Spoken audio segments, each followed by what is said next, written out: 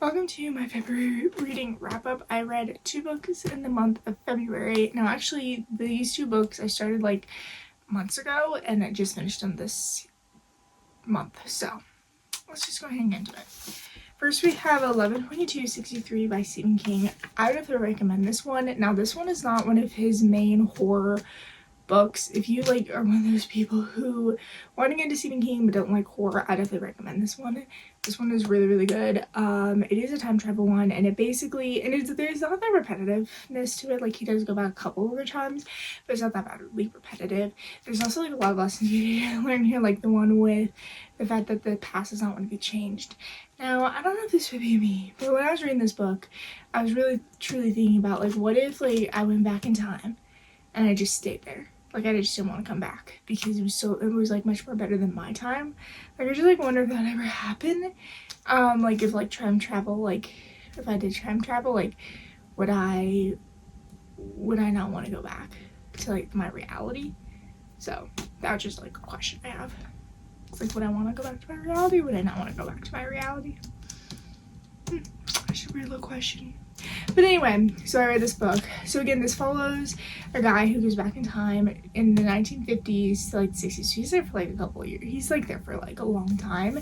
And what he's trying to do is he's first off trying to save this one kid whose father was very abusive. And I am so a little confused because the person he's trying to save is Harry. And he, like, I don't know if he has like how do I even say this? Okay, I'm not trying to be mean at all. But it's just basically what it is in the book. But he has like some like sort of like special needs or something. So I wonder if he wouldn't have it if like the guy. I'm actually genuinely confused on that part. And I hope that's not me. Like, I'm trying to like truly like figure out how to say that without like sounding mean or not, but that one is another question because I did pay attention, but it was definitely long in the book. This book is really big. It is like one of Stephen King's longer ones. It isn't like one of his 1,000-page ones. I think it's like only 800 pages.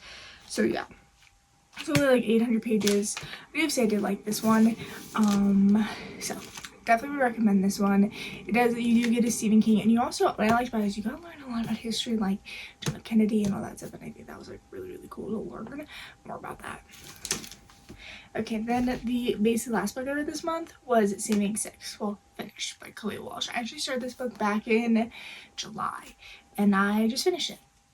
This is Joey's POV, so basically this is in the Boys of Tommen series. There's like several books. I don't know how many are out yet, but I read the first 2 last year, and they were both 5 stars, Finding 13 and Keeping 13. Absolutely love them. Those follow Shauna and Joey, or Shauna and Johnny, there we go. This one follows Joey and Alfie, who basically, Joey is Shauna's sister, or brother. Shauna's brother, the older brother. So basically you get to follow that. Due to say, this one was definitely very repetitive.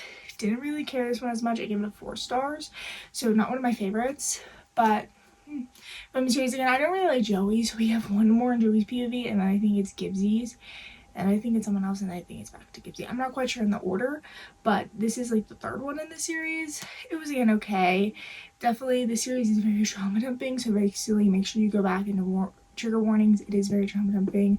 Today, I did like the fact that you got to see Joey's POV throughout basically Shauna's POV. So there's a lot of things in here that like happened to Shauna that you're like, oh, I remember that. And then like you see like what Joey did and like what went through his mind and stuff like that. I do have to say, Joey's life is really sad. That is really sad. And again, like in the other book, I think this was like towards the end, I was like starting to like write things. In this book, like I underlined it and like wrote it. And basically what I was saying because I was just yelling at the characters. I remember in the other one, I was like yelling at the mom and the dad, just like all these people going like, what is wrong with you? Like, why can you not see what's going on here? So that's basically what it was. But definitely would recommend the series. It is very sad. It is very trauma dumping. I do see why people don't like it. But I did like this one. So I don't know if I'm the only one, but with the old colored furs, I'll just show them right here. Was I the only one who thought this was a firefighter romance? In the beginning, like before reading it, because if I was, like, I thought that was. Anyway, but this is a very short and sweet video, but I read 2 books in the month of February, so stay tuned to see what I read in March. And hopefully, I'm also trying to get a reading vlog up.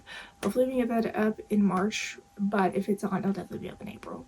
But let's try to hopefully get a reading vlog up. And I need reading vlogs up, just they're not going on.